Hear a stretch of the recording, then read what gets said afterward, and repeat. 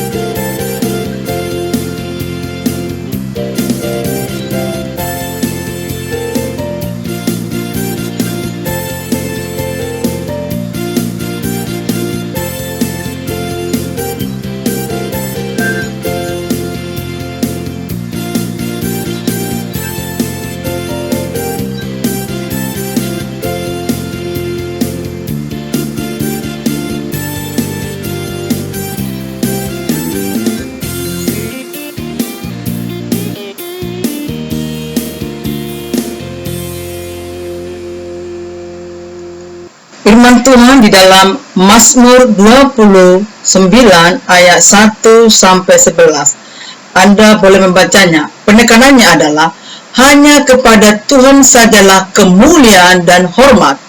Oleh karena hanya di dalam Dia segala sesuatu boleh ada dan terjadi.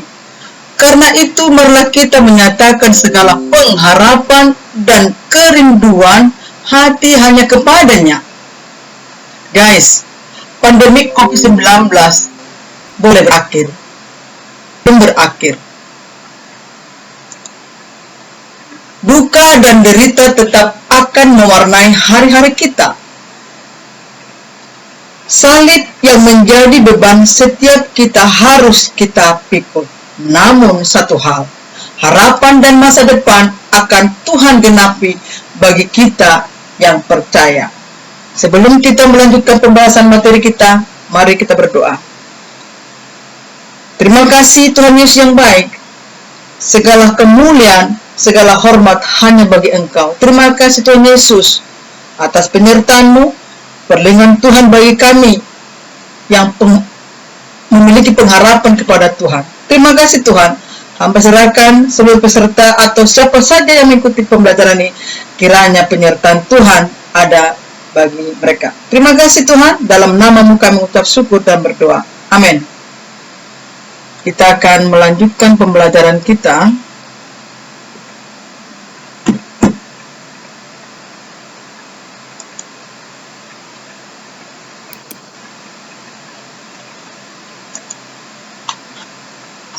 Kita masuk di bab yang baru, yaitu bab ke-8 yang bertemakan indahnya lingkungan yang majemuk.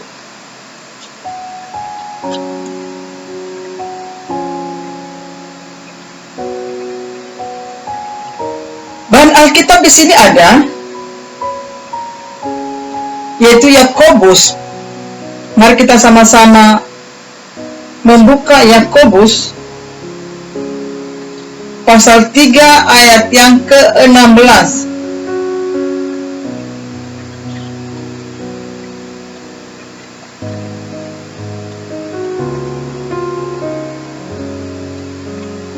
Yakobus 3 ayat 16. Sebab di mana ada iri hati dan mementingkan diri sendiri, di situ ada kekacauan dan segala macam perbuatan jahat. Dilanjutkan pembacaan Roma pasal yang ke-15 ayat yang pertama.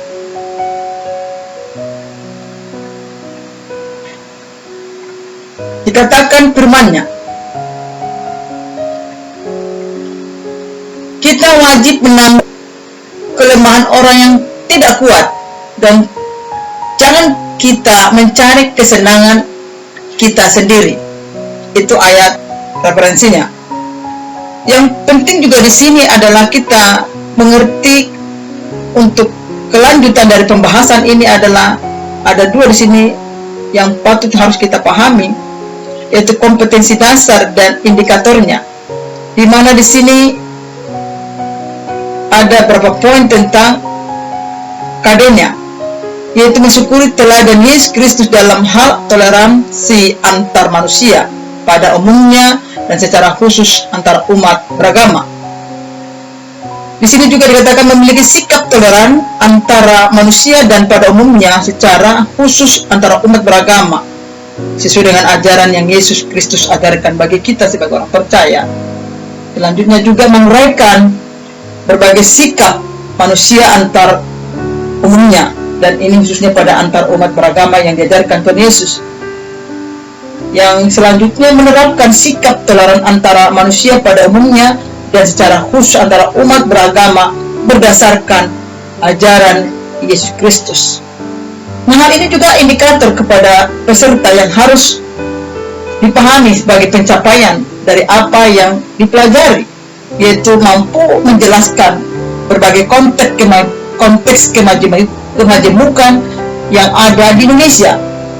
Selanjutnya mendeskripsikan kemajemukan sebagai karunia dari Allah, dan juga mengungkapkan tantangan hidup bersama dalam kemajemukan di lingkungan, baik itu di sekolah, gereja, masyarakat. Dan yang terakhir adalah membuat karya tentang kemajemukan yang di lingkungan, baik itu keluarga, sekolah, gereja, dan masyarakat. Hal ini penting karena ini adalah pencapaian sebagai peserta yang bisa dipahami dari materi ini. Peserta, hadirin, siapapun yang mengikuti, tentu Anda akan diperkaya. Hal ini kita akan masuk dalam pengantar. Perbedaan dan kepelbagaian adalah bagian dari kehidupan kita. Ini sudah kita pahami. Sejak dunia dijadikan dan akan terus berlanjut, namun kemajemukan seringkali justru dirasakan sebagai ancaman, benih perpecahan, bahkan menjadi alasan untuk melakukan tindakan kekerasan. Kita menjadi Ibu ulangi, kita menjadi toleran kepada orang atau kelompok yang berbeda dengan diri dan kelompok kita. Namun bersama dalam kemajemukan ternyata seringkali tidak membawa kita untuk menjadi bijaksana, tetapi menjadi pesaing.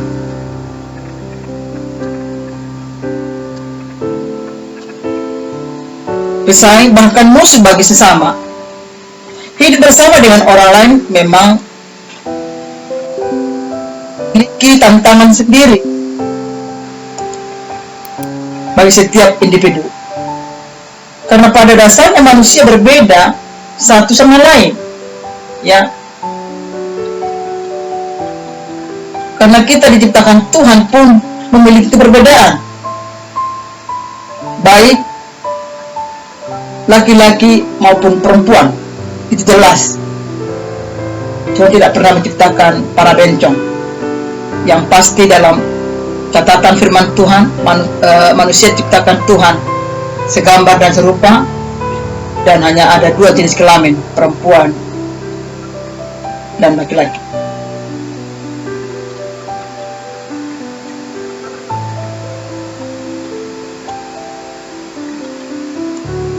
Tuhan Yesus memberikan keteladanan bagi kita sebagai anak-anaknya untuk dapat hidup dalam lingkungan yang majemuk, mensyukuri dan mengembangkan kemajemukan tersebut sebagai realitas warna-warni kehidupan yang indah. Kita tahu pelangi itu indah. Kenapa indah? Karena memiliki warna-warni, sehingga dengan adanya warna-warni itu saling mendukung satu sama lain, sehingga muncullah pelangi itu indah. Demikian juga dalam kehidupan kita, ya. Kemajemukan itu indah karena di berbagai keanekaragaman, ya. Dan itu adalah warna-warni kehidupan kita sebagai manusia di kolong langit ini. Betapa indahnya ke dalam kemajemukan itu. Indah sekali dalam kemajemukan, ya. Dan kita tahu Indonesia sangat kaya keberagaman. Dari Sabang sampai Merauke, ya, kita dipersatukan, yaitu Bhinneka Tunggal Ika, berbeda-beda, tetapi satu jua, mempertahankan NKRI menjadi harga mati dan tidak boleh dicerai mereka. Hal ini kita masuk kepada bagian B, kemajemukan. Ya, tentunya dilema yang harus dihadapi. Tentulah namanya berbicara kemajemukan, keperbedaan pasti ada, ya. Kalau kita ambil satu contoh tentang kemajemukan dalam keluarga, tentu dalam keluarga itu ada ayah, ibu, anak, baik perempuan, baik laki-laki. Itu juga sudah menandakan kemajemukan, dan pasti ada perbedaan. Sebagai makhluk sosial, kita tidak bisa menolak realitas untuk hidup bersama dengan orang lain. Perbedaan-perbedaan yang ada justru menolong kita untuk saling melengkapi satu dengan yang lain, karena kita masing-masing pasti memiliki berbagai kelemahan dan kekurangan. Nah, sebagai makhluk sosial, kita tidak bisa hidup sendiri, karena kita pun membutuhkan orang lain dan orang lain pun membutuhkan kita. Maka begitu indahnya hidup dalam kemajemukan kalau dipahami, dimengerti tujuan dan pencapaian indahnya hidup dalam keharmonisan. Kemajemukan bangsa kita seringkali membuat kita berada dalam suatu dilema, pasti. Ya, pasti ada dilema. Kemajemukan seperti sebuah pisau yang bermata dua, bisa menguntungkan, tetapi juga bisa membahayakan. Memang demikian. Karena apabila kita menyadari kekayaan serta kepelbagaian yang perlu dirawat dan diperdayakan secara maksimal, kita akan menemukan warna dan dinamika positif, bahkan membanggakan. Dalam hal ini, ya, kita bisa lihat baik itu dalam kelompok agama, kelompok, etnis, budaya merupakan suatu kekayaan yang menjadi modal yang besar bagi pembangunan bangsa kita. Ya, jadi sangat luar biasa kita Indonesia ini kayanya. Di berbagai hal apapun kaya tanah airnya, kaya budayanya, kaya bahasanya. Ya, jadi mari kita mensyukuri bahwa kita ada di bangsa ini, bahwa Tuhan menempatkan kita sebagai warga negara Indonesia yang baik, yang taat akan peraturan dan hormat kepada pemimpin. Kemajemukan bangsa Indonesia tersebar dari Sabang sampai Merauke, terdiri dari berbagai macam agama, suku, bangsa, budaya, dan ras. Oleh karena itu, masyarakat Indonesia disebut masyarakat majemuk atau multikultur. Kemajemukan masyarakat dapat menimbulkan konflik sosial, tetapi jika berjalan secara selaras, serasi, dan harmonis, akan tercipta integrasi sosial. Indonesia dikenal dengan kemajemukan masyarakat baik dari sisi etnitas maupun budaya serta agama dan kepercayaan. Jadi Indonesia adalah masyarakat yang majemuk. Hal ini kemajemukan bangsa kita seringkali membuat kita berada dalam suatu dilema. Itu sudah disinggung tadi. Maka memang ada dua sisi yang menjadi dilema, baik itu negatif dan positif. Itu wajar. Ya. Di mana ada perkumpulan pasti ada perbedaan, karena manusianya, individunya berbeda. Tentu pola pemikiran pun berbeda, tetapi boleh berbeda persepsi, cara pandang, tapi tujuan pencapaian untuk kemajuan, mari disatukanlah visi dan misinya. Mengapa ini perlu kita bahas? Karena ini perlu dipegang teguh untuk kenyamanan kemajuan bangsa ini dan kesejahteraan bangsa ini. Khususnya kita sebagai pelajar Kristen perlu memahami hal ini supaya kita bisa hidup harmonis dengan sesama kita. Ya, sebagai makhluk sosial harus bisa menerima satu sama lain. Kita tahu bahwa di negara kita ini yang diakui oleh negara, keyakinan ada 6.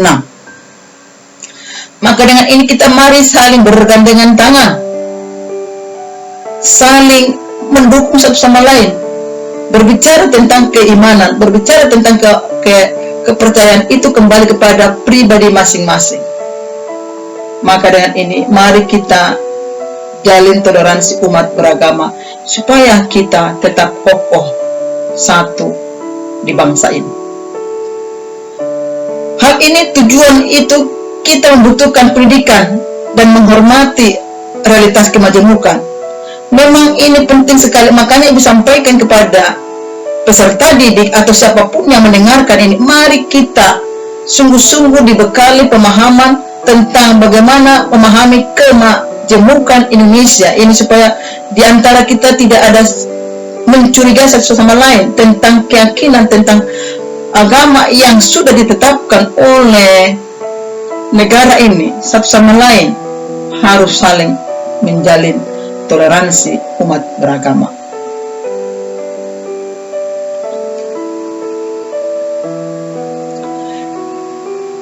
Kita diharapkan untuk bisa memberikan transformator di lingkungan kita, yang mana kita harus bisa menyatu padu untuk tetap menjalin keharmonisan sebagai umat beragama. Memiliki wawasan karakter dan demokratis, menghargai kemajemukan, toleransi, dan kemanusiaan. Ini sangat penting kita pahami, dan khususnya para peserta didik. Untuk pembahasan pertemuan pertama ini sampai di sini, karena kita akan lanjutkan pertemuan-pertemuan ke depannya. Maka penugasan di materi ini adalah: pertama, siswa mengamati lingkungan di sekitarnya, baik dalam keluarga, sekolah, gereja, maupun masyarakat luas. Apa yang saudara temukan? Yang kedua, Yang kedua, menjelaskan pengertian kemajemukan. Yang ketiga, siswa menjelaskan apa dasar Alkitab mengenai kemajemukan. Tentu ada dasarnya. Anda tuliskan ayatnya dan Anda berikan komentar di ayat itu. Yang keempat, siswa menjelaskan tentang kemajemukan yang ada di Indonesia. Anda jelaskan. Nah, yang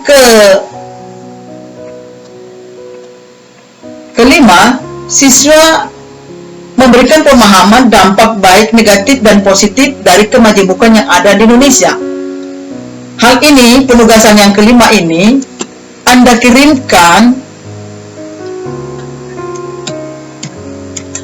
ke GCR kita. Ya, mohon dikirim ke alamat ini supaya seragam. Jangan ada yang mengirim ke WA Ibu, ke GCR ini saja. Jadi supaya gampang untuk mengkontrolnya. Demikianlah akan pertemuan kita. Sebelumnya mari kita berdoa. Bapa Surga, terima kasih buat penyertaan-Mu. Kami sudah mengikuti pembelajaran ini. Mari berkati kami supaya kami bisa mengaktualisasikan pembelajaran ini. Terima kasih Tuhan. Dalam nama-Mu kami ucap syukur dan berdoa. Amin. Jadi demikian pertemuan kita di bab 8 ini, pertemuan ke perdana ini, supaya untuk kita bahas nanti pertemuan selanjutnya. Terima kasih. Shalom.